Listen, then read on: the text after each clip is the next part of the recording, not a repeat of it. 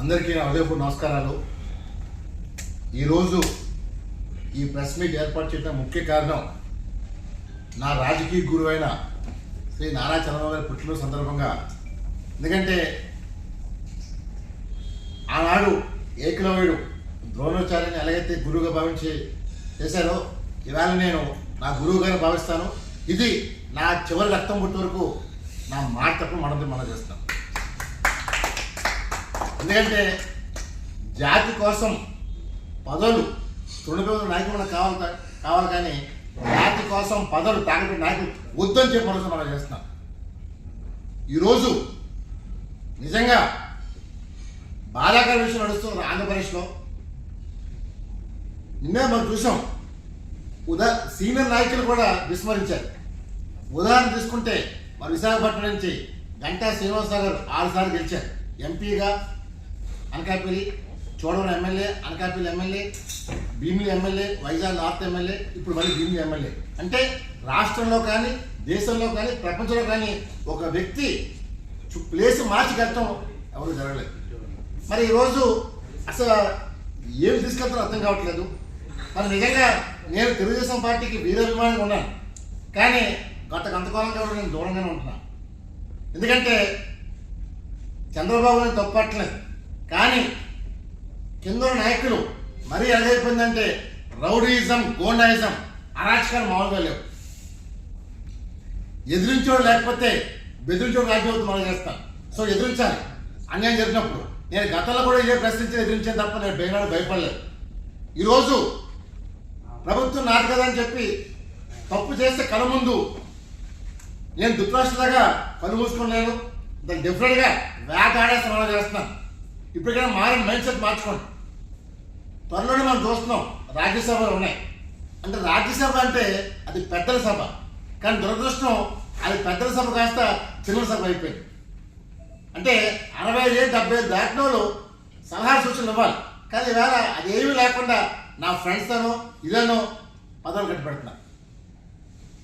నేను ఒకటే కోరుతున్నాను ముఖ్యమంత్రి చంద్రబాబు గారు, ఇందాకే గురువేద చెప్పినట్టు అన్ని కాన్స్టిట్యూన్సీలో కబ్జాలు విపరీతంగా ఉన్నాయి. నేను ఒకటే పిలుపుస్తాను, మీ బర్త్డే సందర్భంగా విశాఖపట్నం స్టార్ట్ చేయండి. గాజువాక్లో ప్రజలతో ముఖాముఖి రండి మనం చేస్తున్నాను. మీరు గ్రౌండ్లో రమ్మని కోరుతున్నాను.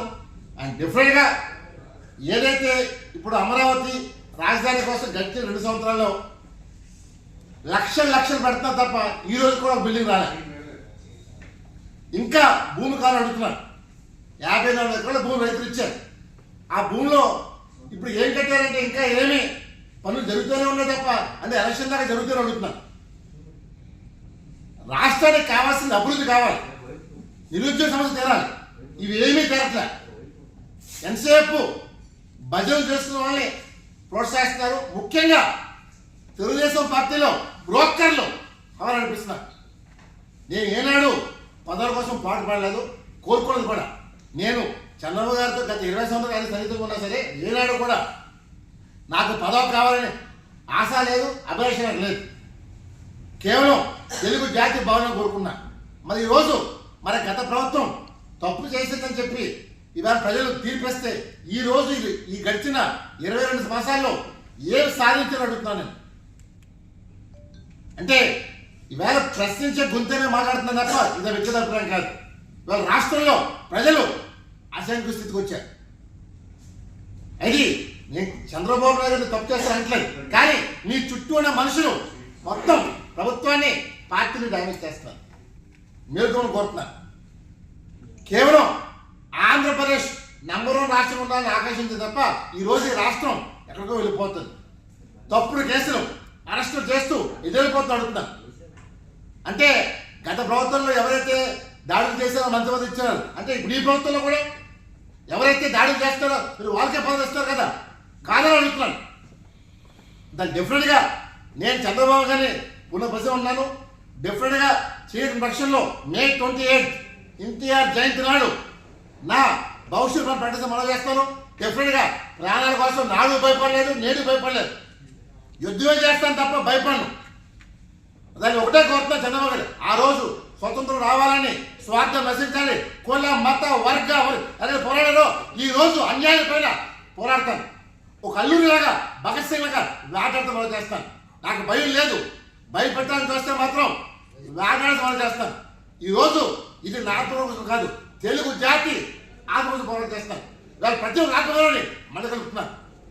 దయచేసి రాష్ట్రం ముందు తీసుకొని తప్ప ఈ రాష్ట్రాన్ని నాశనం చేస్తున్నారు. ఆంధ్రప్రదేశ్ని ఆకాశం నిలబడి మంచి కోరుతాను తప్ప ముఖ్యమంత్రి కానీ దయచేసి చెంచా కానీ బ్రోకల్ని తప్పి మేము మొదలు చేస్తాను. రేపు రాజ్యసభ పెద్దల సభకి పెద్దల మీద కోరుతాను. అంతేగాని ఇది మా ఇష్టం వివరాలకి కరెక్టే, నేను ఎవరో కాదు. ఈ ప్రజల్లో నేను ఒక్కడిని. డెఫినెట్గా రేపు ప్రజా తీర్పులో మీరే చూడబోతారు. అందరు జీవీఎంసీ ఎన్నికలు అయిపోయినాయి, మనకి ప్లానింగ్ కమిషన్ గ్రాంట్లు పోతాయి. దయచేసి జీవీఎంసీ ఎలక్షన్లు తొందరగా. తెలుగు శక్తి అంటేనే మనందరికీ తెలుసు. యావత్ తెలుగు ప్రజలందరి శక్తిగా తనగా బివి రామ్ గారు గత కొన్ని దశాబ్దాలుగా కష్టాల్లోనూ నష్టాల్లోనూ అన్నింటిలోనూ ముందంజలో ఉంటూ గత ప్రభుత్వంపై పోరాటం సాగించి తనదైన శైలిలో పార్టీని తనకంటూ ఒక ప్రత్యేకతను గుర్తింపును సంపాదించుకున్నటువంటి వ్యక్తి.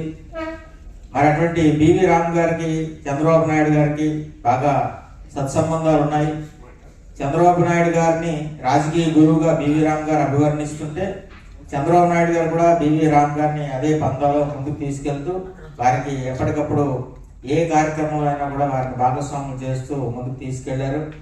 అయితే కూటమి ప్రభుత్వం అధికారంలోకి వచ్చిన తర్వాత అధికారం తెప్పించడానికి చంద్రబాబు నాయుడు గారు అప్పట్లో కారాగారంలో ఉన్నప్పుడు కూడా మీరు వెళ్ళి వారిని పలకరించి, అదేవిధంగా విజయవాడ రైతులు చేస్తున్నటువంటి ఆందోళనలో కూడా తను భాగస్వామి వారి పక్షాన్ని కూడా నిలిచి అనేక కార్యక్రమాల్లో పాల్గొన్నాం. ఆంధ్రప్రదేశ్ రాష్ట్ర ప్రజల తరఫున ఇలాంటి పుట్టినరోజులు మరి ఎన్నో జరుపుకోవాలని మనస్ఫూర్తిగా కోరుకుంటా ఉన్నాం.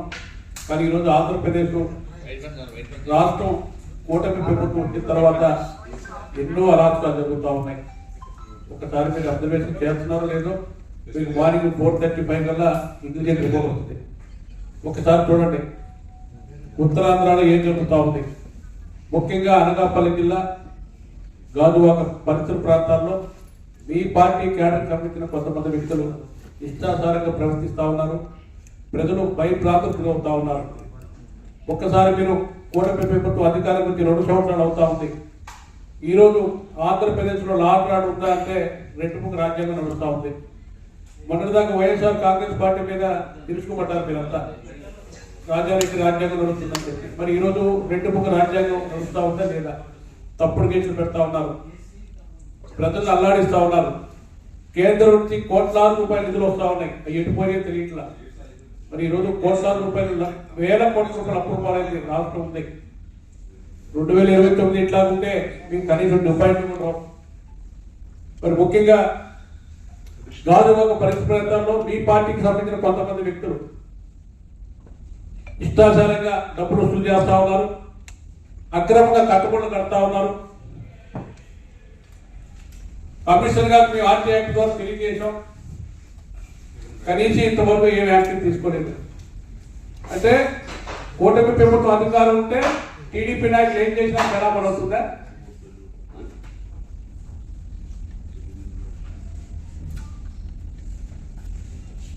పర్మిషన్ లేవు దీనికి. 86 గజాల్లో 4 ఫ్లోర్లు ఎవరన్నా కడుపుకు అన్నం తినడం పర్మిషన్ ఇస్తారా?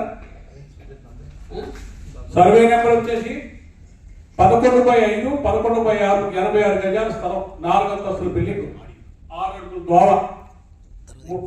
సిటీ కమిషనర్ నిద్రపోతున్నారా పెట్టుకున్నారు? ఇదేనా ప్రజలు మీకు ఉద్యోగాలు ఇప్పించి ఈ రకం చేస్తారా? ఈ బిల్డింగ్ ఎవరితో తెలుసండి? మాజీ తెలుగుదేశం పార్టీ మహిళా అధ్యక్షురాలు సర్వశుద్ధి అనంతలక్ష్మి అక్రమ కర్తన కట్టుబడి లోగడా ఇవాళ ఎంతో మంది బాధితులు నడవడి మీద ఉన్నారు. ఆ కేసులు ఏమయ్యే తెలియదు. మరి పల్లా శ్రీనివాసరావు గారు పార్టీ అధ్యక్షులు, అనకాపల్లి ఎమ్మెల్యే, మీరు ఇప్పటి వరకు కూడా తన మీద ఏ యాక్షన్ తీసుకోలేదు.